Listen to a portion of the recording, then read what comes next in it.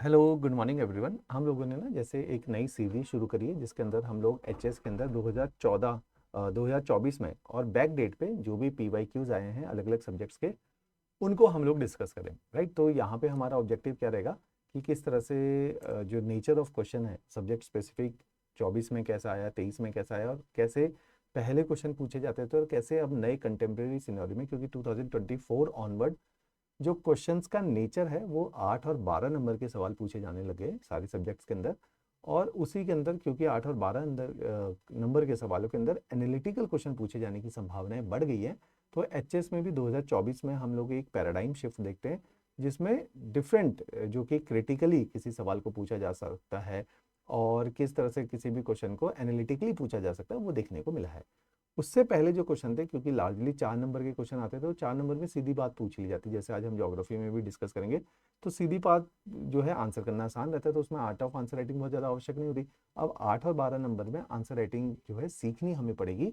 उसी के लिए ये सीरीज़ है और ये सीरीज़ आप लोगों के कोर्स के साथ भी इंटीग्रेटेड है, जो पेड कोर्स का पार्ट है उसके अंदर ये इंटीग्रेटेड सीरीज है, so that you can get to know कि after the completion of each subject you can get to know कि इस सब्जेक्ट में इस तरह से पीवाईक्यू आए हैं और इस तरह से हमें उसको अप्रोच करना है। राइट, तो आज के सेशन में मैंने 2024, 2023 और 2022 3 सालों के केवल ज्योग्राफी के डोमेन के पीवाईक्यू करने हैं। फिर ऐसे ही मैं इन्हीं 3 सालों के डिजास्टर मैनेजमेंट के भी है ना, डिजास्टर मैनेजमेंट की भी पीवाईक्यू डिस्कस करूंगा, जो कि रिलेटिवली कम संख्या में आते रहे, एक एक दो दो सवाल ही हर साल डीएम का आया है, उसको भी मैं डिस्कस करूंगा 2024 से बैकडेट पे।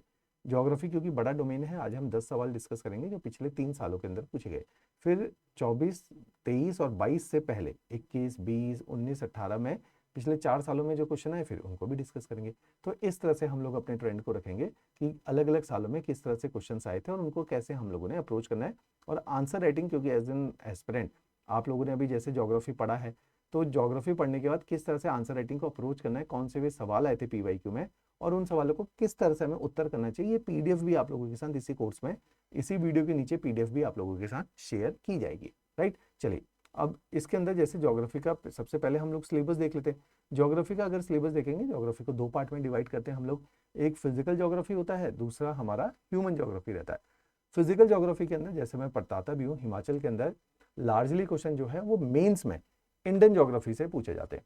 और प्रीलिम्स में तो हमारे पास फिजिकल ज्योग्राफी आप क्लासेस में भी पढ़ते हैं, जो हम लोग जियोमॉर्फोलॉजी, कॉन्टिनेंट पढ़ते हैं, हम क्लाइमेटोलॉजी पढ़ते हैं, ओशनोग्राफी पढ़ते हैं, वो सब भी हम लोग पढ़ते हैं प्रीलिम्स के लिए। लेकिन मेंस के लिए हमें लार्जली फिजिकल और ह्यूमन ज्योग्राफी को पढ़ना होता है। जब फिजिकल ज्योग्राफी ऑफ इंडिया की बात करते हैं तो हम स्ट्रक्चर एंड रिलीफ पढ़ते हैं। स्ट्रक्चर एंड रिलीफ में हम क्या करते हैं, स्ट्रक्चर में कई बार पढ़ाता भी हूँ कि डिफरेंट रॉक टाइप्स को हम लोग पढ़ते हैं, किस तरह से आर्कियन रॉक सिस्टम है, धरवाड़ रॉक सिस्टम है, कुडप्पा रॉक सिस्टम है, विंध्यन रॉक सिस्टम है और आर्यन रॉक सिस्टम डेवलप हुआ। रिलीफ के अंदर हमारे पास डिफरेंट डिफरेंट जो है फीचर्स देखने को मिलते हैं इंडिया के अंदर। उन सारे फीचर जैसे एक क्वेश्चन भी आया, आज हम डिस्कस भी करेंगे, मेघालय प्लेट्यू के ऊपर क्वेश्चन आया है ना, वेस्टर्न घाट ईस्टर्न घाट को पहले कंपेयर करने के लिए क्वेश्चन आया था, हम अगली क्लास में उसको भी कवर करेंगे। तो रिलीफ के ऊपर से क्वेश्चन आए हुए कि किस तरह से इंडिया के अलग अलग रिलीफ फीचर है। अभी 2024 के अंदर आया कि जो इंडिया के जो वेस्टर्न कोस्टल प्लेन्स है they are devoid of delta. UPSC का एक आया हुआ सवाल है पीवाईक्यू, उस तर्ज के ऊपर क्वेश्चन पूछा गया। ऐसे ही क्लाइमेट के ऊपर क्वेश्चन जैसे आए हुए हैं कि विंटर रेनफॉल पैटर्न के बारे में बताइए, है ना, तो ये क्लाइमेट के ऊपर क्वेश्चन है कि कैसे इंडिया की फिजियोग्राफी क्लाइमेट को ड्राइव करते हैं, आज हम डिस्कस करेंगे। तो क्लाइमेट के ऊपर आए हुए पीवाईक्यूज हैं, सॉइल्स के ऊपर आए हुए पीवाईक्यूज हैं, उसको भी हम लोगों ने डिस्कस करना है। ऐसी वेजिटेशन टाइप होती है, अलग अलग प्रकार की वेजिटेशन भारत के अंदर देखने को मिलती है। यहाँ पे एक सवाल भी है कि vegetation is the reflection of climate, उसको हमने जस्टिफाई करना है, वो भी एक पीवाईक्यू आया हुआ है। ऐसे ही रिवर्स लिखा हुआ है, तो रिवर्स के ऊपर जैसे डेल्टा के ऊपर क्वेश्चन आया तो कहीं ना कहीं रिवर्स से डायरेक्टली कनेक्ट होता हुआ क्वेश्चन था। तो इस तरह के सवाल जो है फिजिकल ज्योग्राफी से पहले इतिहास में आए हैं। दूसरा एस्पेक्ट होता है ह्यूमन ज्योग्राफी। ह्यूमन ज्योग्राफी के अंदर जैसे पॉपुलेशन का वितरण, इस पे 3 साल पहले सवाल आया था, आज के सेशन में पॉपुलेशन के ऊपर सवाल नहीं है, पहले सवाल आया था, उसको मैं हम बाद में डिस्कस भी करेंगे। ऐसे माइग्रेशन के ऊपर सवाल पूछे गए हैं, है ना, लैंग्वेज एंड लिटरेसी के ऊपर आज जो हम लोग सवाल करेंगे, जैसे ट्रांसपोर्टेशन सिस्टम है, इसके ऊपर सवाल पूछा है, नेशनल वाटरवे इनलैंड वाटरवेज के ऊपर सवाल पूछा गया है। ऐसे ही सेटलमेंट के ऊपर जो है क्वेश्चन पूछा गया है, villages and towns in India, हम डिस्कस करेंगे इन सारे एरियाज को, इनके ऊपर भी सवाल पहले आ चुके हैं, उनको आज हम लोग डिस्कस करेंगे। क्लियर, चलिए जैसे अभी इस सवाल का मैं नाम ले भी रहा था, physiography physical feature of India से सवाल, तो पहला सवाल सन 2024 का है और ये 8 नंबर का सवाल है। जब 8 नंबर का सवाल है तो हमें हर सवाल के अंदर एक चीज का ध्यान रखना है कि there are three part of an answer. Firstly we should introduce our answer, कि जो सवाल में पूछा गया है उसका एक बेसिक सा इंट्रोडक्शन हम लोग दे देंगे, है ना। उसके बाद जब बेसिक इंट्रोडक्शन हम लोगों ने दे दिया, उसके बाद फिर हम उसके बॉडी पार्ट में जो एग्जैक्टली पूछा गया उसके बारे में विस्तार में बताएंगे। जहां ज्योग्राफी एक ऐसा सब्जेक्ट है जिसके अंदर आपके पास डायग्राम का पूरा स्कोप है, तो कोशिश कीजिए ज्योग्राफी के अंदर डायग्राम आप अवश्य बनाइए। तो डायग्राम का भी एक स्कोप है। डायग्राम के साथ साथ जो लास्ट पार्ट आता है that is conclusion part. Conclusion हमेशा आप एक ब्यूरोक्रेसी के अंदर जाने वाले होते हैं। ब्यूरोक्रेसी के अंदर हमारे को हमेशा क्या कहते हैं, सॉल्यूशन। ब्यूरोक्रेट जैसे आम आदमी जा रहा है ना, आईएएस के पास जा रहा है, डीएसपी के पास जा रहा है, तो वो अपनी समस्या लेके जा रहा है। तो bureaucrat is suppose to solve a problem. तो हमारे आंसर के अंदर वो प्रॉब्लम सॉल्विंग एटीट्यूड दिखना चाहिए कि कोई भी समस्या पूछी गई है तो हम उसका समाधान बताएंगे। अगर समस्या नहीं पूछी गई है, कोई चीज पूछी गई, तो उसका औचित्य, उसकी सिग्निफिकेंस क्या है, उसके एडवांटेजेस क्या है, ताकि हम हमेशा पॉजिटिव एडवांटेजेस, अगर हम किसी के देखते हैं, किसी के ना पर्सनैलिटी के एडवांटेजेस पार्ट को देखते हैं, तो उसका मतलब क्या, हम चीजों के बड़े पॉजिटिव हैं। तो पॉजिटिव नोट पे हमेशा अपने आंसर को खत्म करेंगे। तो आंसर के 3 इंपॉर्टेंट पहलू क्या है, there has to be an introduction. Introduction की मेन बात क्या है, लिखते चले जाओ। इंट्रोडक्शन में डेटा होना चाहिए, इंट्रोडक्शन में करंट अफेयर होना चाहिए, और इंट्रोडक्शन में एग्जाम्पल्स होने चाहिए। तो ये 3 चीजें एग्जाम इंट्रोडक्शन को अच्छा बनाता है। इंट्रोडक्शन में परिभाषा होनी चाहिए, डेफिनेशन होनी चाहिए। जैसे यहाँ पे कोस्टल प्लेन पूछा तो हम कोस्टल प्लेन को परिभाषित करेंगे, डेल्टा पूछा तो डेल्टा को परिभाषित कर देंगे, है ना। तो परिभाषा होनी चाहिए हमेशा। तो introduction should have a definition, introduction should have, आगे मैं बताऊंगा कि डेटा होना चाहिए इंट्रोडक्शन के अंदर। Introduction should have relevant recent examples and current affairs. तो ये सब इंट्रोडक्शन को एक बेहतर इंट्रोडक्शन बनाते हैं। फिर बॉडी पार्ट जो उसमें पूछा गया, जैसे इसमें पूछा गया है कि क्यों वेस्टर्न कोस्टल प्लेन्स में डेल्टा नहीं बनते हैं, तो हम इस बात को बताएंगे कि क्यों नहीं बनते हैं। फिर लास्ट में कंक्लूजन बताएंगे, जो डेल्टा बनते हैं या वेस्टर्न कोस्टल प्लेन्स में एस्चुरीज बनती हैं, उन एस्चुरीज में किस तरह से उसकी इकोनॉमिक और कल्चरल सिग्निफिकेंस हमें देखने को मिलती है। तो उस नोट पे हम चीजों को खत्म कर देंगे। क्लियर हुई बात। चलिए, अब पहला सवाल है कि हमारे वेस्टर्न कोस्टल प्लेन, अगर मैं भारत का नक्शा बनाऊं, अच्छा ज्योग्राफी में हमेशा डायग्राम बनाने हैं, आगे डायग्राम भी आएगा। भारत में ये वाला पोर्शन जो है वेस्टर्न है, तो जो वेस्टर्न कोस्टल प्लेन्स है वहां पे पूछा गया डेल्टा क्यों नहीं बनते भाई, ऐसी कौन सी बात होगी कि वहां पे डेल्टा नहीं बनते। यूपीएससी का पीवाईक्यू सवाल है। तो सबसे पहले हम देखो, हर क्वेश्चन के अंदर एक स्कोप ऑफ क्वेश्चन पूछा गया। Scope is basically the raw framework in which we are supposed to streamline our thought process, कि इस ब्रॉड सांचे के अंदर, इस ब्रॉड खांचे के अंदर हम लोग सोचना शुरू करेंगे कि भाई इस आंसर में लिखना क्या चाहिए था। क्या लिखेंगे वो तो आगे की बात है, क्या चाहिए था, अच्छा इसका एक इंट्रोडक्शन होना चाहिए था। तो जब बोला कि इंट्रोडक्शन होना चाहिए था, तो जैसे मैंने बताया कि what are deltas and how they are formed, तो हम इंट्रोडक्शन में बताएंगे भाई डेल्टा की परिभाषा। तो ये ऐसी मैंने बोला कि ये रहा डेल्टा, तो हमने परिभाषित करना होता है हमेशा, तो डेल्टा की एक परिभाषा हम लोग लिख देंगे, भाई इसको डेल्टा बोलते हैं। फिर एक्सप्लेन करेंगे बॉडी पार्ट के अंदर कि क्यों नहीं बन रहे भाई डेल्टा, और जब डेल्टा क्यों नहीं बन रहे इस बात के हम उदाहरण पेश करेंगे, हमेशा एग्जाम्पल्स देंगे। तो हम रिवर्स के मैप ड्रॉ करेंगे, एग्जाम्पल्स देंगे रिवर्स वाइज कि भाई ये फलानी रिवर है, ये डेल्टा बनाती है, वो फलानी रिवर है, वो डेल्टा नहीं बना रही है। तो यही तो बताना है कि कहाँ डेल्टा नहीं बन रही, क्यों नहीं बन रहे, तो हम उदाहरण के साथ इस बात को पेश करेंगे।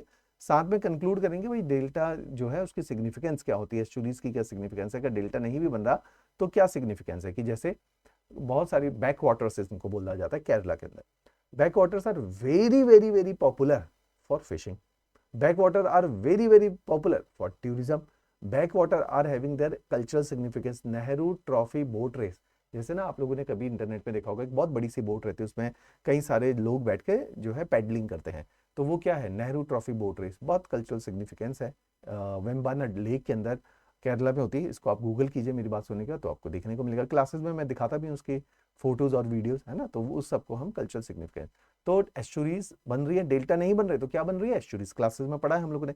तो एस्चुरीज की ये सिग्निफिकेंसेस हम जो है कंक्लूजन में लिखेंगे, जिससे हम बेहतर मार्क्स को गेन करेंगे। अब देखिए, तो डेल्टा की क्या परिभाषा दी भाई, डेल्टा एक डिपोजिशनल लैंडफॉर्म है, हमने पढ़ा ही है इसको, फिजिकल ज्योग्राफी के अंदर मैं पढ़ाता ही हूँ कि जियोमॉर्फिक प्रोसेसेस में हम डेल्टा को डिटेल में पढ़ते हैं, अलग अलग प्रकार के डेल्टा।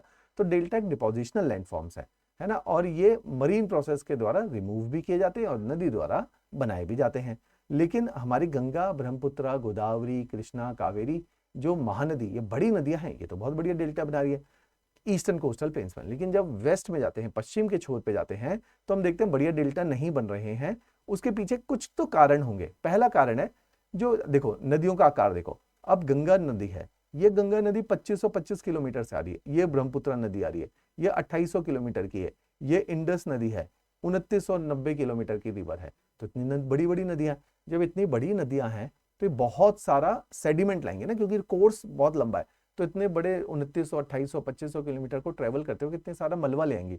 तो जब उस मलबे को डिपॉजिट करेंगे तो डेल्टा बन जाता है। तो डेल्टा क्या है? It's an encroachment of sediments into sea, कि वो समुंदर के अंदर जो रिवर ने रेत इकट्ठी कर दी है, सिल्ट इकट्ठा कर दिया है, क्ले इकट्ठी कर दी है, उन सेडिमेंट्स को जो इकट्ठा कर दिया है उसको हम डेल्टा बोलते हैं। तो परिभाषित कर दिया।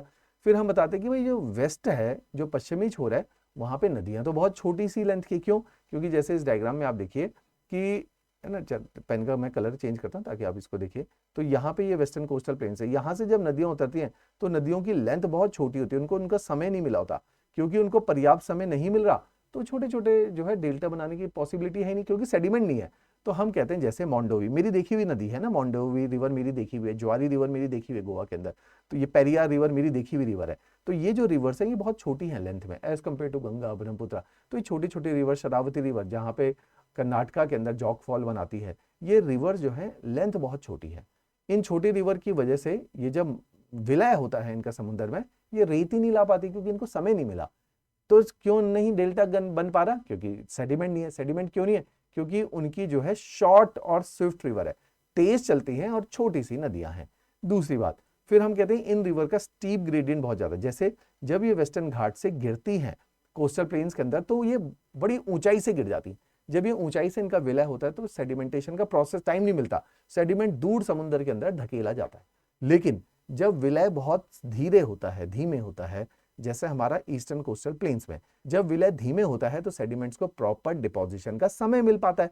तो जो विलय है उसकी विधि को हमें समझना पड़ेगा कि विलय तेज हो रहा है, हाइट से नदी गिर रही है, या ग्रेजुअली मर्ज हो रही है। जब ग्रेजुअली मर्ज होगी तो सेडिमेंटेशन होगा, डेल्टा बनेगा। जब तेजी से विलय होगा, स्विफ्ट फ्लोइंग रिवर है, ऊंचाई से गिरेगी तो डेल्टा नहीं बनेगा। फिर तीसरी बात, जब हमारी रिवर, दोबारा से मैं एक डायग्राम बनाता हूं, अब हमारी आ रही गंगा रिवर, ये हिमालय से आ रही है, हिमालय सेडिमेंट्री रॉक है। ब्रह्मपुत्र रिवर हिमालय से आ रही, सेडिमेंट्री रॉक है। इंडस रिवर हिमालय से आ रही, सेडिमेंट्री रॉक है। महानदी, गोदावरी, इनको पूरा समय मिल रहा है बड़े बड़े डेल्टा पे चलने का। तो जब ये कहीं पर सॉफ्ट रॉक से भी आती है, हार्ड रॉक से भी आती है, तो अलग अलग प्रकार की रॉक से आती है। जब ये अलग अलग प्रकार की रॉक से आती हैं तो ये जो है नदियों को उतना समय मिल पाता है। जो ईस्ट की सारी नदियां हैं तो ये हार्ड रॉक से नहीं, सॉफ्ट रॉक से आ रही हैं। लेकिन जो हमारी डेक्कन प्लेट्यू से उतरती हुई नदियां हैं, है ना, जो महाराष्ट्र की रिवर है, जो हमारी गोवा की रिवर है, मोंडोवी रिवर है, ज्वारी रिवर है, ये सब डेक्कन प्लेट्यू से उतर रही है। जब ये डेक्कन प्लेट्यू से उतर रही है तो वो तो इतना हार्ड है, उसको तोड़ना बहुत कठिन है। तो ये नदियां तोड़ ही नहीं पा रही हैं, तोड़ नहीं पाएंगी तो मलबा कहां से आएगा? गंगा सॉफ्ट हिमालय से आ रही है, ब्रह्मपुत्र सॉफ्ट हिमालय से आ रही है, इंडस सॉफ्ट हिमालय से आ रही है, इसलिए ये नदियों में ज्यादा मलबा होता है as compare to rivers of western. इसलिए नर्मदा, तापी ज्यादा सेडिमेंट नहीं ला पाती है क्योंकि इनके पास ज्यादा मलबा नहीं होता है। इसलिए ये हमेशा क्या बनाएंगे? एस्चुरी बनाएंगे। एस्चुरी का मतलब होता है ऊंचाई से विलय होना और नो सेडिमेंटेशन, राइट। ये क्लासेस में मैं डायग्राम दिखा रखे हैं आपको एस्चुरी में, यहाँ पे क्योंकि आंसर राइटिंग है तो ज्यादा उतना ही डायग्राम दिखाएंगे जितना हमारा एग्जामिनेशन का स्कोप है। चलिए, फिर अगली बात है कि ये जब नदियां आती हैं तो ये यहाँ पे कॉन्टिनेंटल शेल्फ, हमने पहले भी मैंने बताया है कि जो हमारा पश्चिमी छोर है यहाँ पे कॉन्टिनेंटल शेल्फ गहरी है। गहरी कॉन्टिनेंटल शेल्फ में विलय, जब नदी सेडिमेंट थोड़ी बहुत लाई भी है तो वो गिर जाएंगे नीचे की तरफ। अगर कॉन्टिनेंटल शेल्फ में डेप्थ नहीं है तो विलय जब होगा नदी का तो गहराई नहीं है तो भर जाएगा वो रेत से ना, तो यहाँ पे रेत से भर नहीं पा रहा है। फिर लास्ट पार्ट है कि यहाँ पे हाई एनर्जी कोस्टल एनवायरनमेंट है। हाई एनर्जी का मतलब है तकरीबन जो हमारा वेस्टर्न कोस्टल प्लेन्स है उसको अगर आप देखोगे, मैं गुजरात का बना रहा हूँ, ये इंडेंटेड कोस्ट लाइन है। इंडेंटेड का मतलब है टूटी हुई है। हमारी जो वेस्ट की कोस्ट लाइन है ये इंडेंटेड है, टूटी हुई है, उसमें दरारें हैं। दरारों की वजह से जब भी टाइडल एनर्जी आती है, वेव आती है, ये बहुत तेजी से स्ट्राइक करते हैं। जब ये तेजी से स्ट्राइक करेंगे तो जो भी मलबा इकट्ठा हुआ है उसको वापस अपने साथ लेके चले जाएंगे। क्योंकि ये वापस ले जाएंगी तो सेडिमेंटेशन नहीं हो रहा, सेडिमेंटेशन नहीं हो रहा तो डेल्टा नहीं बन पा रहा। तो हमने भाई 5 फैक्टर बताया कि डेल्टा क्यों नहीं बन रहे, ये रहे वो 5 फैक्टर। और यहाँ पे हमने नदियों के एग्जाम्पल भी दिए। देखो जो जो रिवर मैंने बोली वो सारी रिवर यहाँ बनी हुई है। तो नदियों के डायग्राम के साथ आप बताओगे कि भाई नहीं हो पाता। अब इसके 3 सिग्निफिकेंस है। सबसे पहले टूरिज्म का पोटेंशियल है बैक वाटर। दूसरा यहाँ पे फिशिंग का बहुत जबरदस्त पोटेंशियल है क्योंकि डेप्थ है कॉन्टिनेंटल शेल्फ में, डेल्टा में उतनी फिशिंग नहीं हो पाती, तो यहाँ एस्चुरीज में ज्यादा फिशिंग होती है। तो यहाँ पे क्या बनती है? एस्चुरीज बनती है। एस्चुरीज का मतलब ही क्या होता है कि these are very good for tourism, these are very good, considered very good for fishing, और these are considered very good for culture. तो 3 इसके सिग्निफिकेंस है, कल्चरल, टूरिज्म एंड फिशिंग। तो इसके सिग्निफिकेंस में हम यही तीनों बातों को लिख देंगे। क्लियर हुई बात? चलिए अगला सवाल करते हैं। एक बार मैं देख लेता हूँ सांसन चीजें रिकॉर्ड हो रही हैं। बिल्कुल हो रही है।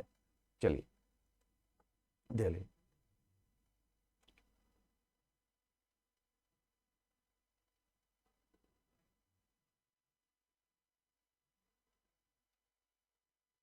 चलिए अगला पार्ट होता है divide India into climatic reason and give brief account of each reason. कि इंडिया को डिफरेंट डिफरेंट क्लाइमेट, अभी मैंने दिखा पार्ट है, इंडिया को डिफरेंट डिफरेंट क्लाइमेट में विभाजित कर दो और ये बताओ कि हर प्रकार का जो क्लाइमेट है भारत के अंदर उसकी क्या खासियत है। सिंपल बात। तो भाई सबसे पहले हम इंट्रोडक्शन करेंगे, वही 3 अंग, इंट्रोडक्शन, बॉडी पार्ट और कंक्लूजन।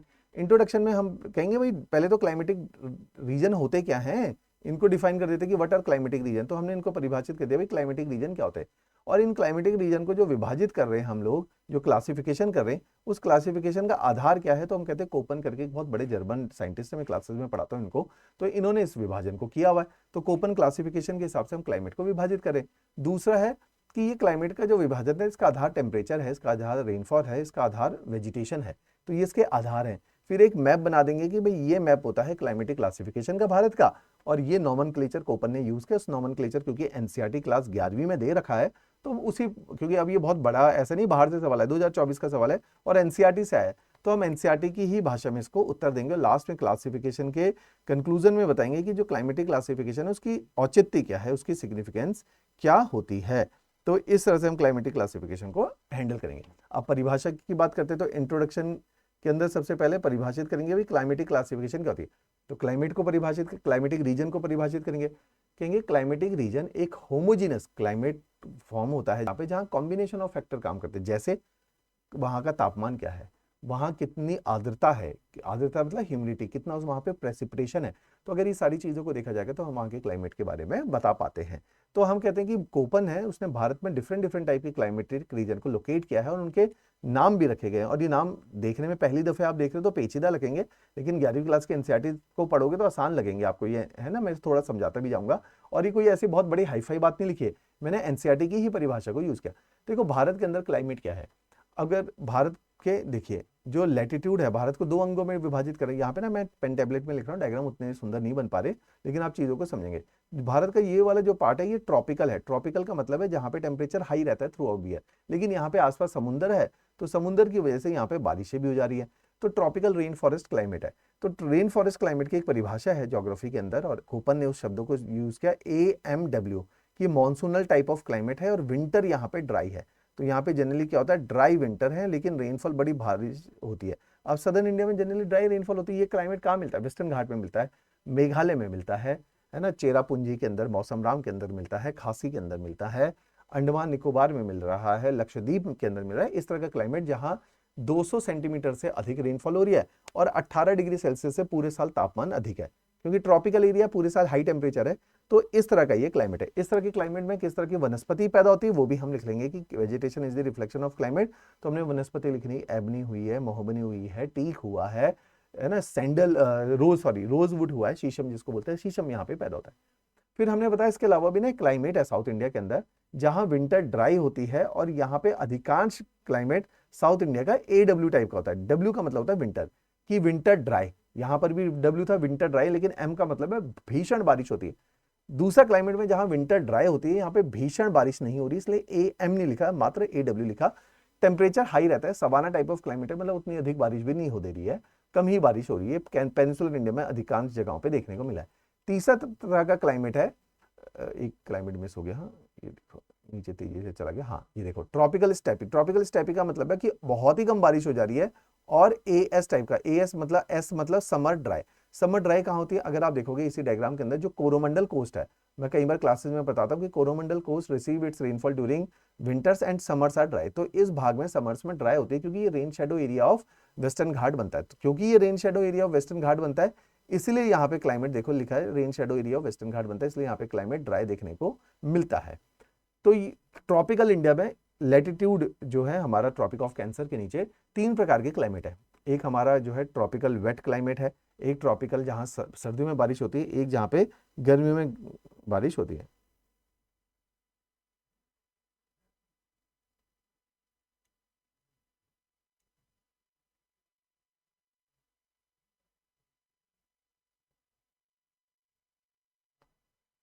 है ना। उसके बाद आप देखोगे फिर हम जैसे ट्रॉपिक ऑफ कैंसर को क्रॉस करेंगे और नदन साइड पे आ जाएंगे तो वहां पे सब ट्रॉपिकल क्लाइमेट, जहां पे सब ट्रॉपिकल की खासियत क्या है, जहां पे गर्मियां भी भीषण है और सर्दियां भी। अब मैं चंडीगढ़ में बैठा हूँ, 30 डिग्री लैटिट्यूड है, गर्मियां भी ठीक ठाक होती है यहाँ पे, है ना, 47-47 टेम्परेचर चला जा रहा है। अच्छा, सर्दियों में 4 डिग्री 5 डिग्री भी चला जा रहा है, कि सर्दियां भी थोड़ी खतरनाक सी है। ऐसे क्लाइमेट को बोला जाता है सब ट्रॉपिकल क्लाइमेट। तो जो सब ट्रॉपिकल क्लाइमेट है ये हमारा, ये हमें यहाँ पे देखने को मिलता है। उसके अलावा ये रहा सब tropical humid climate, CWC type के क्लाइमेट को बोला जाता है। अधिकांश भारत में यही क्लाइमेट होता है। आप असम वैली से चले जाओ और पंजाब तक आ जाओ, हरियाणा तक आ जाओ, यही CWG टाइप का क्लाइमेट देखने को मिलता है। फिर एक क्लाइमेट है BSHW टाइप ऑफ क्लाइमेट, जिसको बोला जाता है गर्मी है, सब ट्रॉपिकल है, लेकिन सेमी एरिड है या सूखा है, जैसे राजस्थान है, गुजरात है ना, कुछ जगहें हैं सदर्न इंडिया में भी ऐसा सेलेक्टिव क्लाइमेट है जहां पे उतनी ज्यादा बारिशें नहीं है, ड्राइनेस बहुत ज्यादा है। तो बी टाइप ऑफ क्लाइमेट बोलता है। ए मतलब ट्रॉपिकल, बी मतलब ड्राइनेस टाइप का क्लाइमेट, सी मतलब सब ट्रॉपिकल। आप एक बार 11वीं क्लास के एनसीईआरटी पढ़ेंगे, फंडामेंटल फिजिकल ज्योग्राफी, उसके अंदर ये सारी क्लासिफिकेशन है। मैं तो आग्रह करूंगा ये जरूर देख लेना, जनरली इस पे जो है बच्चे नहीं पढ़ते। उसके बाद हिमालयज आ जाते हैं। हिमालयज में क्लाइमेट बहुत ठंडा होता है, तो उसको बोला जाता है tundra type of climate, that is E type of climate. तो इस तरह का क्लाइमेट जो है हिमालयज में हमें देखने को मिलता है, ई टाइप ऑफ क्लाइमेट।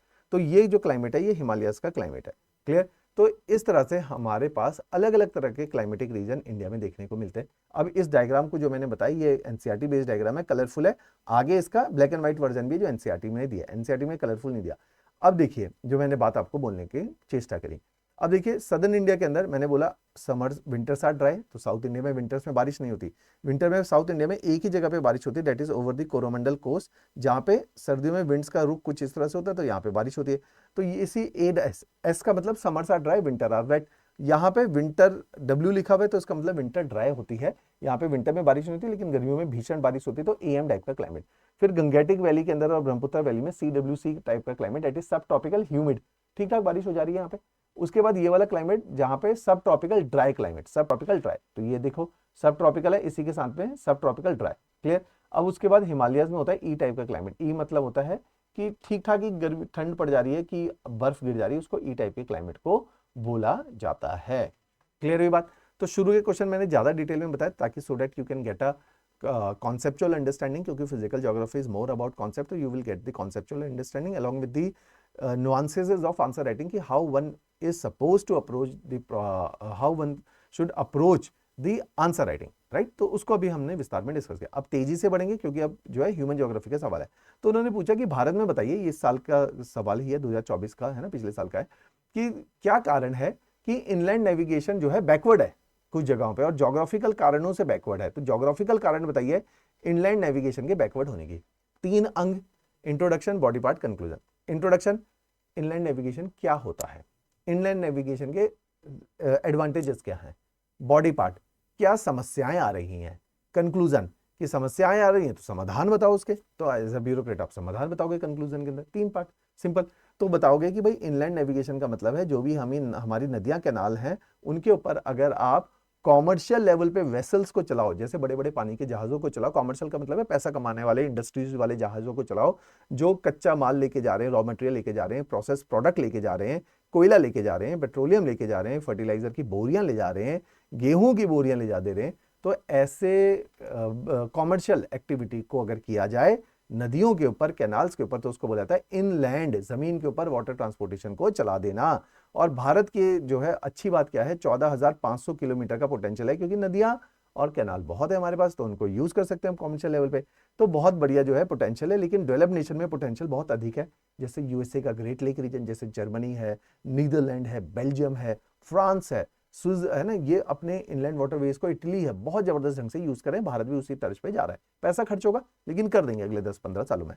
फायदा क्या है, देखो जब आप नदियों के ऊपर अगर आपको रोड बनानी है, सबसे पहले रोड बनाने के लिए आपको क्या करना पड़ेगा, किसानों से लैंड एक्वायर करना पड़ेगा। लैंड एक्वायर करोगे तो वर्ल्ड बैंक कहता है 3 गुना पैसा दोगे। तो आजकल आप हिमाचल में देखोगे 3-3, 4-4 करोड़ की लैंड जो लोगों की है हाईवे पे बिकी है ना, सारी जगह पे, मंडी पे देखोगे, बिलासपुर में देखोगे, कुल्लू वाले रीजन में देखोगे जहां पर भी हाईवे कटे हैं, या सोलन वाली साइड पे देखोगे अच्छा खासा पैसा मिला है।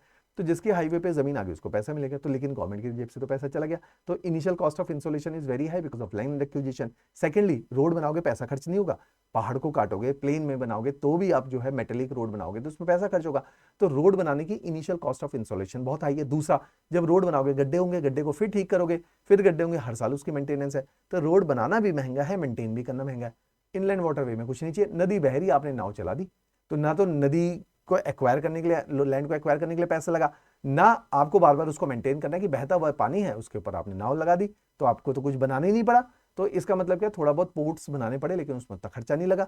तो इसका मतलब क्या है, सस्ते में बन जाता है, मेंटेन करना सरल है। तो low initial investment and low maintenance. दूसरा क्या है, यही low installation and maintenance cost. तीसरा कि ये दोनों पॉइंट एक ही है, ये अलग अलग लिख दिए।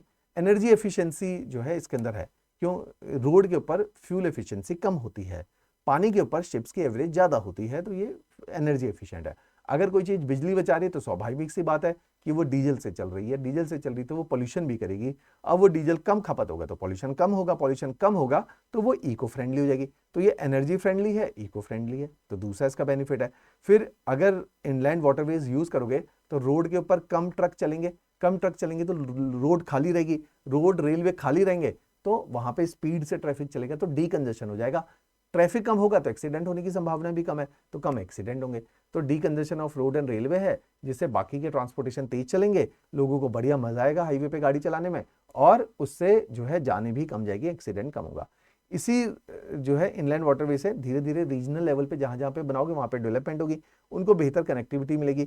इनलैंड वाटरवे से टूरिज्म में स्कोप बनता है, इसमें फिशिंग में स्कोप बनता है, और रोजगार पैदा होता है। कितने लोग शिप्स चलाएंगे, कितने लोग फिशिंग करेंगे, कितने लोग टूरिज्म में इन्वॉल्व है, तो रोजगार पैदा होगा। रोजगार पैदा होगा तो हमारी जीडीपी बढ़ेगी, हमारा एसडीआई इंडेक्स बढ़ेगा, और हमारा sustainable development goal number 1 no poverty, है ना, ऐसी नो हंगर, गोल नंबर 2, ये सब रीच करेंगे हम लोग तो बढ़िया होगा। लेकिन कुछ समस्याएं आ रही हैं। सबसे पहली समस्या कि लगातार भारत की नदियों में हमेशा थोड़ी पानी रहता है।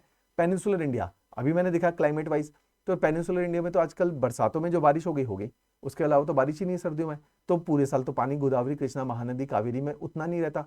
नॉर्थ इंडियन रिवर्स में पानी कम हो जाता है, गर्मियों में आपको पता ही कितना कम पानी आता है, सर्दियों में खूब पानी भर जाता है। तो बार बार फ्लक्चुएटिंग कोर्स ऑफ रिवर है। जब खूब ही बाढ़ आ गई, ज्यादा बाढ़ आ गई, तो फिर समस्या होगी, पानी कम हो गया फिर समस्या होगी, क्योंकि जहाज को चलने के लिए कंसिस्टेंसी ऑफ वाटर चाहिए।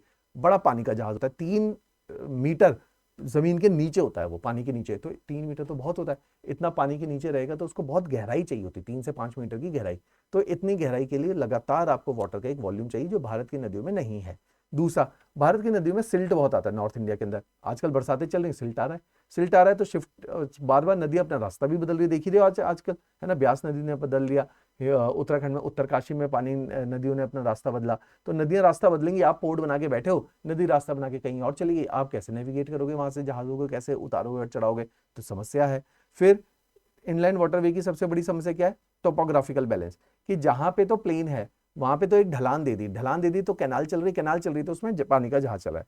लेकिन पहाड़ों में कहां पे कैनाल चलाओगे, पहाड़ों में तो नदियों में ढलान के अगेंस्ट कैसे जहाज को ले जाओगे, वहां तो ढलान एक ही साइड पे होती है। ऐसी प्लेट्यूज में जहां पे ऐसे उबड़ खाबड़ जो है नदियों का कोर्स है, वहां पे कैसे जो है आप पानी के जहाज को चलाओगे। इसलिए जनरली जो हमारे इनलैंड वाटरवेज हैं वो लार्जली कोस्टल एरियाज में सिचुएटेड है।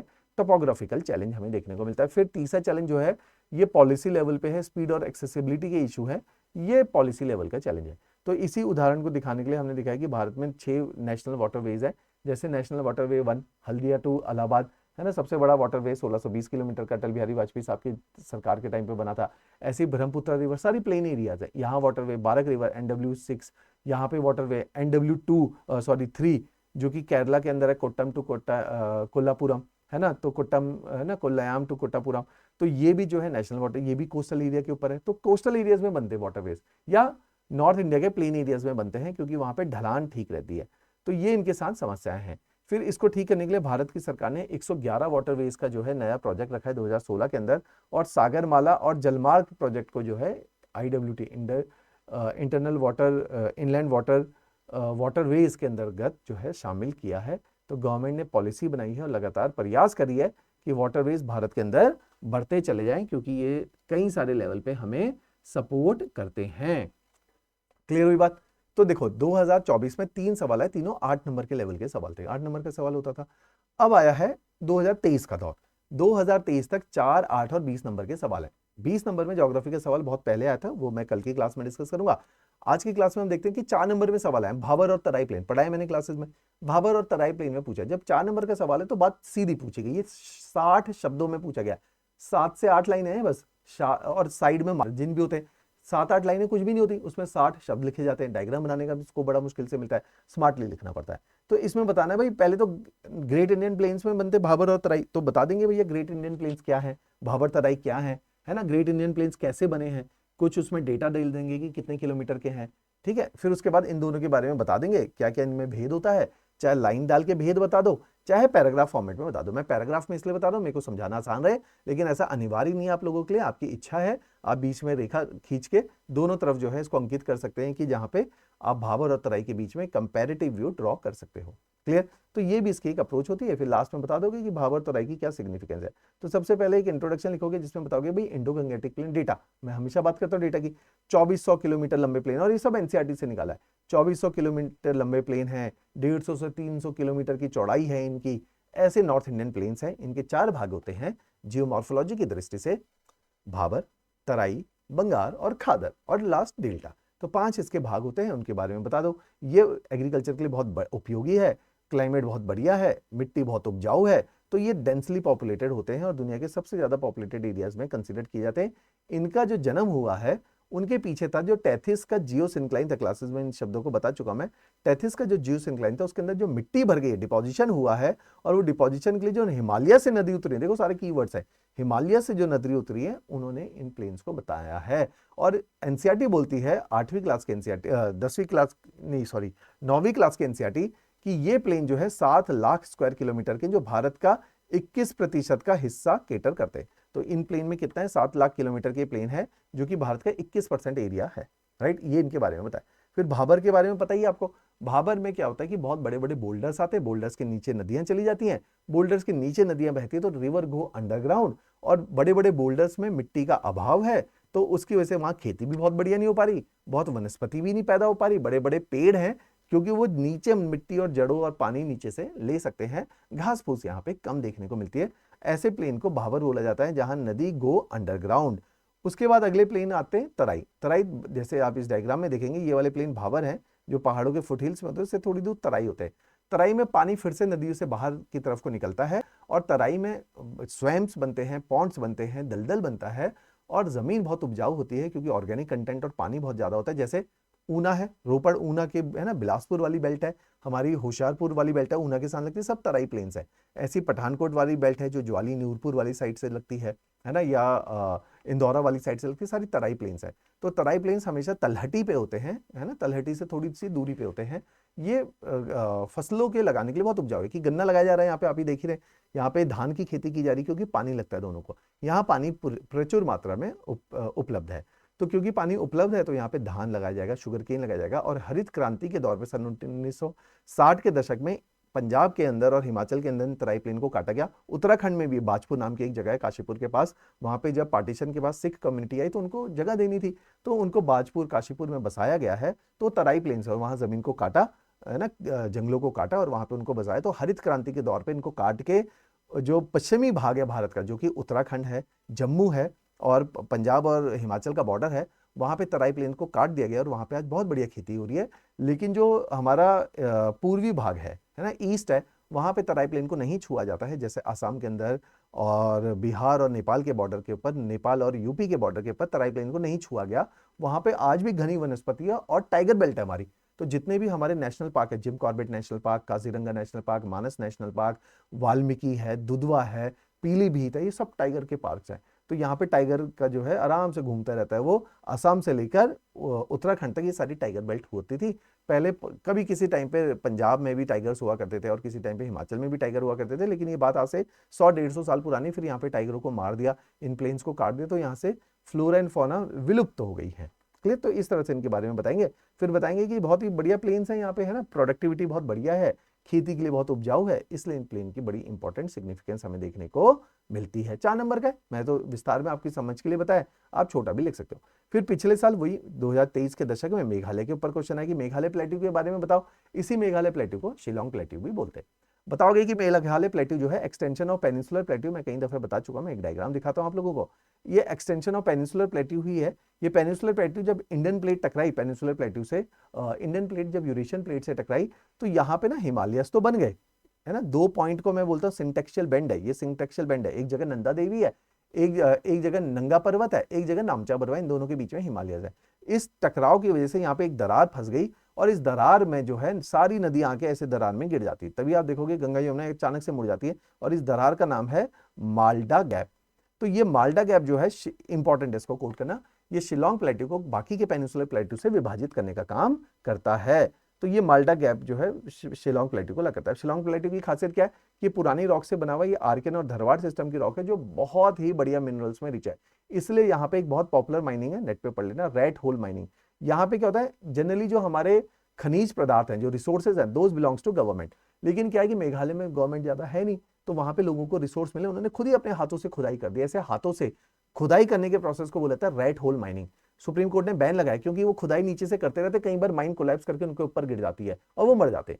तो सुप्रीम कोर्ट ने कहा यार ये सब बंद कर दो। और दूसरा कि दीज खनिज पदार्थ मिनरल्स बिलोंग्स टू गवर्नमेंट, आप इनको क्यों निकाल के बेचे जा रहे हो? तो इसलिए भी मना कर दिया। लेकिन आप देखो अभी उत्तराखंड के अंदर ना टनल्स के अंदर कुछ लोग फंस गए। हमने ऑस्ट्रेलिया से लोगों को बुलाया, टनल एक्सपर्ट्स हैं, वो रेस्क्यू एक्सपर्ट्स हैं टनल के। उसने कहा जी 1 हफ्ता लगेगा, मैं निकाल दूंगा जिंदा, लेकिन हफ्ता लगेगा। तब तक उसने प्रावधान बने कि पानी की बोतल फेंकते रहो, है ना, खाने पीने का सामान कैसे जाएगा। हमने बुलाया, भारत सरकार ने रेड होल माइनर्स मेघालय से, उन्होंने हाथों से सारी टनल खोदी और सारे लोगों को रेस्क्यू करा दिया। तो वहां पे काम आए हमारे लिए लोग। तो मेघालय की खासियत क्या है, आप कभी जाना मेघालय को, आपको देख के लगेगा यार ऐसा लग रहा है कर्नाटका तो नहीं आ गए। मेघालय में कितने सारे वाटरफॉल है। हमारा highest water, second highest waterfall Nohkalikai, है ना, वहां पे है कुंचिकल, है ना, ये वाटरफॉल नौखाखली हाईएस्ट है, कुंचिकल सेकंड हाईएस्ट, वहां पे ये वाटरफॉल रिटायर वाटरफॉल देखने को मिलता है हमारे पास। तो आप जाते ही आपको लगेगा अरे ये पेड़ तो कर्नाटका के हैं, ये पेड़ तो वेस्टर्न घाट्स के हैं। आपको लगेगा ये जिस तरह से जमीन है, इसकी जो मिट्टी का रंग है, ये कर्नाटका जैसा है, क्योंकि उसी से तो अलग हुआ है ना। रेड सॉइल है यहाँ पे, लिटराइट सॉइल है, लीचिंग हो रखी है, बहुत बारिशें होती है। चेरापूंजी, गारो, खासी, जयंतिया, तो तीनों को कोट करेंगे। Highest peak of Shillong plateau, है ना, या मेघालय प्लेट्यू, नोक्रेक, उसके बारे में लिखेंगे। तो ये सारी चीजें इसके बारे में बताना है। ट्राइब्स कौन सी रहती है, उसने बताया मेघालय प्लेट्यू के बारे में बताओ, सब बता दो। कौन सी मिट्टी है, कैसा पत्थर है, वाटरफॉल कौन सा, लिखो इसमें जो मैंने अभी वाटरफॉल के नाम लिखे, वाटरफॉल कौन सा है, कौन सी ट्राइब रहती है, गारो, खासी, जयंतिया ट्राइब यहाँ पे देखने को मिलती है। तो ये सारी चीजें यहाँ पे लिखो। नदियां कौन सी है, वनस्पति जो है, रबड़ प्लांटेशन यहाँ पे होता है, जिसको क्लासेस में बताया, यूनेस्को ने लिविंग ब्रिजेस का दर्जा भी दिया हुआ है। वो सारी बातें यहाँ पे बतानी। क्लियर? तो इस तरह से आपने मेघालय प्लेट्यू के बारे में बताना था 4 मार्क्स में, और एक बहुत खूबसूरत सा डायग्राम जैसे यहाँ पे बनाया गया, ऐसे डायग्राम को बना देना था। चलिए क्लाइमेट पार्ट में आते। 2023 का question, describe the pattern of winter rainfall in India. 4 number का सवाल कि भारत में जाड़ों के अंदर जो रेनफॉल का वितरण है ना, बरसातों का जो वितरण है, उसके बारे में बता दो भैया, कैसा होता है, पैटर्न कैसा है, चल रहा है। तो हम बताएंगे कि भारत में जो है साल में 2 बार बरसातें होती हैं। 80% जो बरसात है वो गर्मियों में हो जा रही है, 20% जाड़ों में हो रही है। टोटल 118 सेंटीमीटर की बरसात भारत में एनुअल लेवल पे रिसीव होती है। एनसीईआरटी की बात करी अभी मैंने।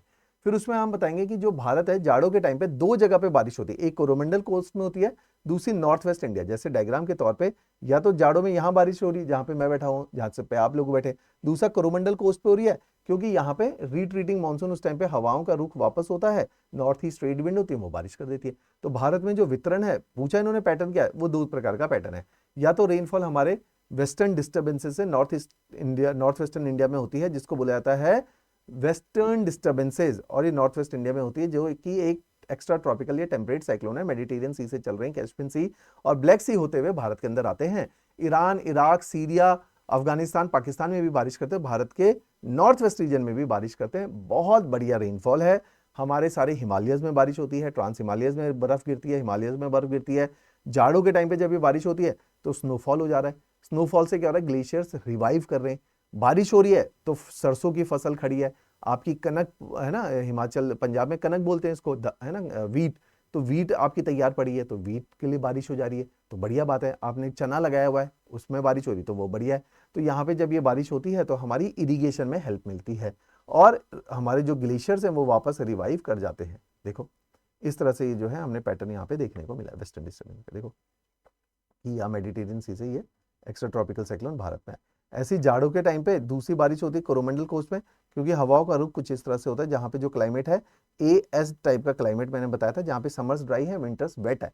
तो यहाँ विंटर में बारिश होती है और कोरोमंडल में, इसलिए जो नेचर ऑफ वेजिटेशन है, कई बार क्लास में बताता हूँ, भारत में एक ही जगह पे ये नेचर ऑफ वेजिटेशन मिलता है, ड्राई एवरग्रीन। देखो दोनों विरोधाभास शब्द है, अंग्रेजी में बोलते हैं ऑक्सीमोरॉन। ड्राई एवरग्रीन, सूखा भी है, एवरग्रीन भी है। तो आप बोलोगे जी हाँ बारिश होती है, 100-125 सेंटीमीटर बारिश हो रही है, लेकिन पूरे साल बूंदाबांदी होती रहती है, जिससे वनस्पति हरी रहती है पूरे साल, लेकिन उतनी घनी नहीं हो पाती। तो ड्राई एवरग्रीन नेचर की वेजिटेशन। चलिए अगला सवाल 2022 के दौर में आया था, है ना। 23 में 2 ही सवाल आए थे, उसमें डिजास्टर से सवाल आए थे, वो सवाल में जो है 3 सवाल आए थे, है ना। तो उसके बाद फिर 4 सवाल जो है हमारे 2022 के दौर से है, 7, 8, 9, 10। तो करेवास पूछा गया। करेवास आपको पता है कश्मीर में बनते हैं, है ना, जहां पे ग्रेटर और लेसर हिमालयस के बीच में लेकुस्ट्रीन झीलें बन गई थी। उन झीलों के बनने से क्या होता है कि जो सारा सेडिमेंट है नीचे डिपॉजिट हुआ, झीलों ने अपना रास्ता बना लिया, पानी ने अपना रास्ता बना लिया, वो फ्लश आउट हो गया, पीछे रह गया ये सेडिमेंट। ये ठंडी जगहों पे, ग्रेटर और लेसर हिमालयस के बीच में ठंडी जगह है, वहां पे ये डिपॉजिट, प्लेन एरिया, जैसे कश्मीर जाओगे, कभी पहलगांव जाना आप ना, कश्मीर पहलगांव जाना, इन सारी जगहों पे जब आप जाओगे, जिसको जो कि मर्ग वाली जगह, मर्ग, गुलमर्ग, है ना, सोनमर्ग, मर्ग का मतलब ही करेवास है। तो इन सारी जगहों पे जब आप जाओगे तो आपको दिखेगा ये लेकुस्ट्रीन डिपॉजिट, जिनको करेवास बोला जाता है, जिनको जरी की खेती के लिए, सैफरन की खेती के लिए माना जाता है। ये पूछा गया। आप एक डायग्राम बनाओगे, भैया कहाँ बनते जी, ये रे देखो ग्रेटर हिमालयस में बनते।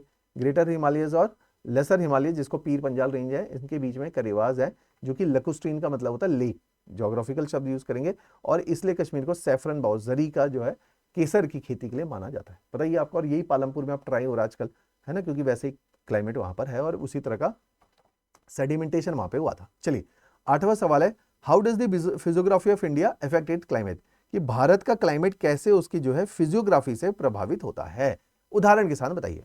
8 नंबर का सवाल था, 2022 का दौर था।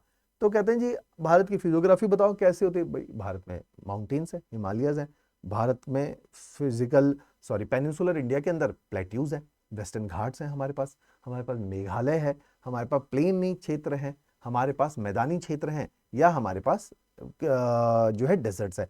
तो हर जगह में अलग अलग प्रकार का क्लाइमेट है जो वहां की फिजियोग्राफी से ड्रिवन है। एक उदाहरण के तौर पे हमने बताया, जैसे नॉर्थ हिमालयस है।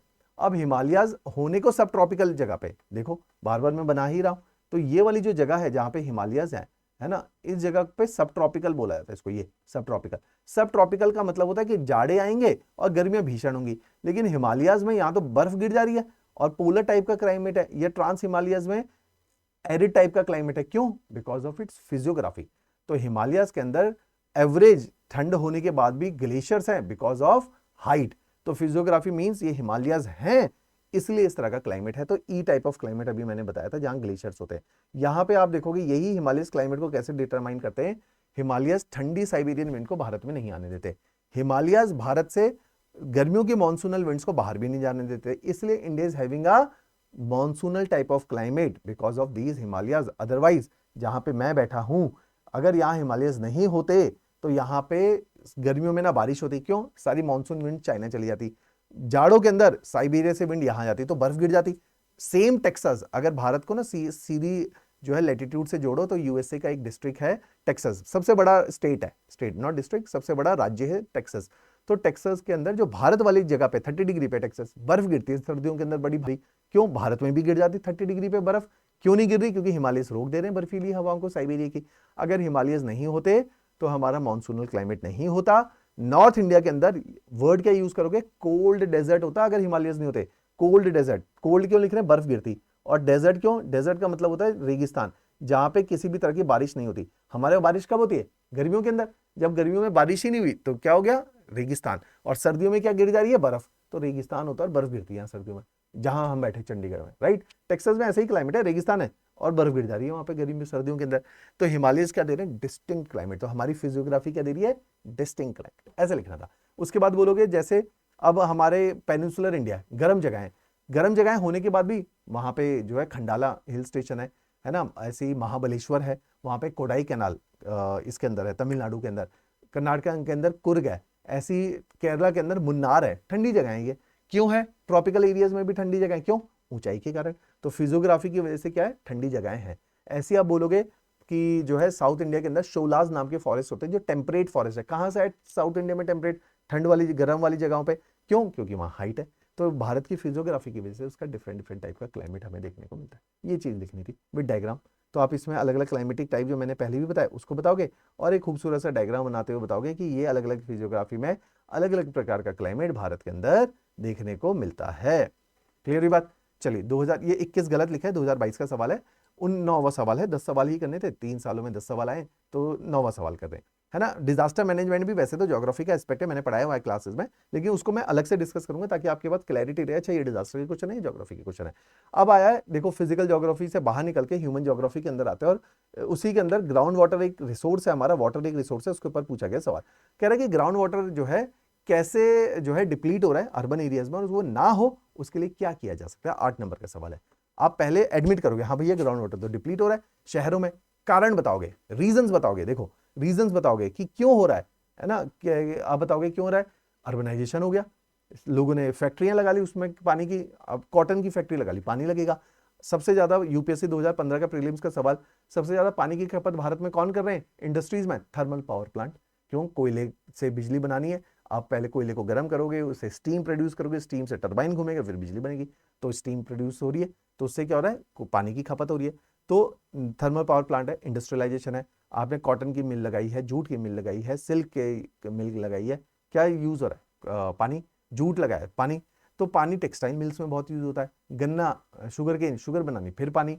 तो हर जगह पानी यूज होता है, तो इंडस्ट्रीज पानी यूज करती है। शहरों के अंदर गाड़ियां धुलती हैं, लोगों के बेड़े धुलते हैं, पानी की खपत ज्यादा होती है, नहाने में पानी शहरों में ज्यादा वेस्ट होता है, तो शहरों में पानी की डिमांड हमेशा ज्यादा होती है। तो कारण है कि क्यों पानी की कमी हो गई है, ग्राउंड वाटर क्यों खत्म हो गया। क्लियर? तो शहरों में बताएंगे कि ग्राउंड वाटर इन फैक्टर की वजह से खत्म हो गया। और नीति आयोग का नेशनल वाटर कंपोजिट इंडेक्स, मैंने कोट किया यहाँ पे, नेशनल वाटर कंपोजिट इंडेक्स कहते हैं सन 2030 तक भारत के 10 करोड़ लोग प्रभावित हो जाएंगे पानी की कमी से, जो शहरों के अंदर रह रहे हैं, जो कि तकरीबन 40% ऑफ भारत की पॉपुलेशन जो शहरों में रह रही है उसका अंश होगा। तो बहुत समस्या होने वाली है इसका मतलब। तो composite water management index 239 page की रिपोर्ट है, पूरी पढ़ी, उसमें से निकाला मैंने। तो उस रिपोर्ट ने बोला कि अब ठीक कैसे किया जाए। उन्होंने कहा ग्राउंड वाटर को रिचार्ज करो। कह रहे क्या तरीका है? कह रहे नेशनल वाटर पॉलिसी बनाओ पहले, तो उस पॉलिसी के अंदर मिनिस्ट्री ऑफ जल शक्ति बनाओ। जल शक्ति का मतलब ही है कि वाटर के ऊपर ध्यान दे। उसके बाद क्या करो कि अटल बिहारी वाजपेयी के नाम पे है अटल भूजल योजना है, उसके अंदर क्या करो, पानी जो इधर उधर बह रहा है उसको डालो जो है एक्वीफर्स के अंदर, ग्राउंड वाटर के अंदर। जल शक्ति अभियान निकालो, कम्युनिटी बेस्ड वाटर मैनेजमेंट की टेक्निक निकालो, और स्टेट स्पेसिफिक अलग अलग सॉल्यूशन निकालो।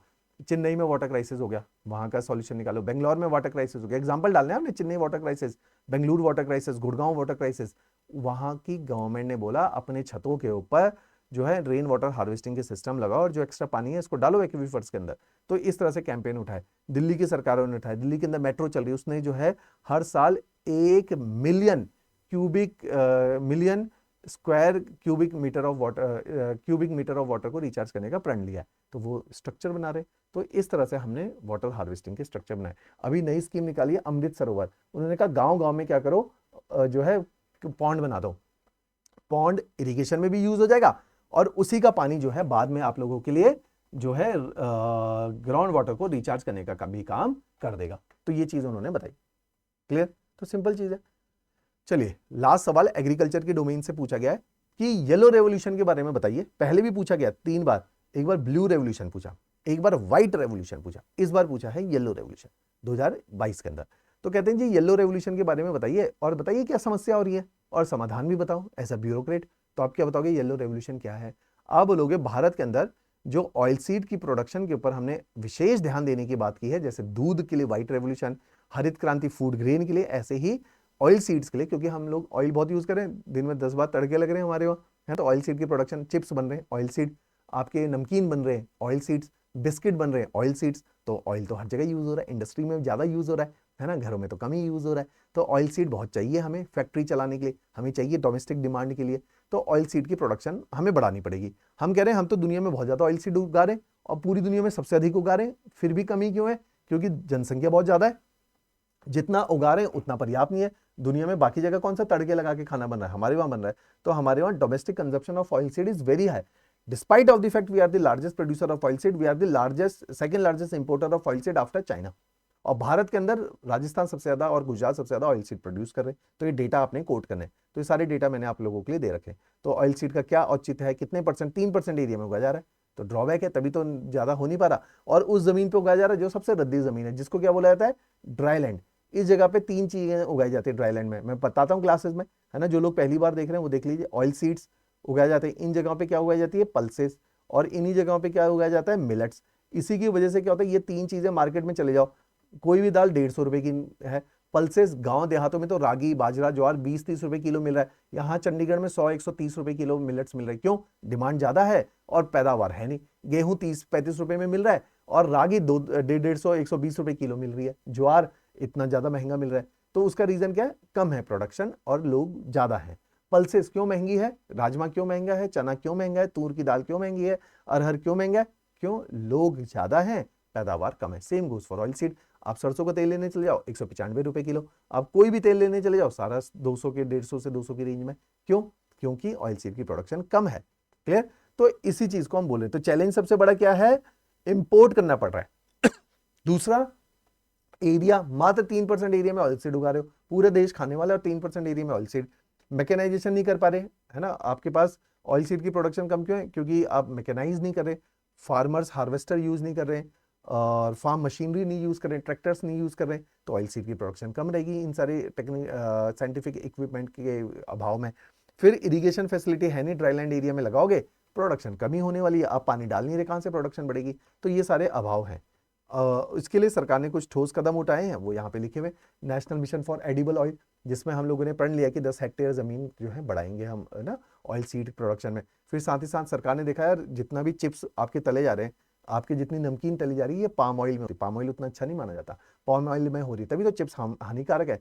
तो पाम ऑयल भारत इंपोर्ट कर रहा है मलेशिया और इंडोनेशिया से, हमारे वहां तो पाम ऑयल है ही नहीं, तो हम पाम ऑयल के लिए अलग से मिशन लेकर आए हैं, national mission on edible oil, that is palm oil.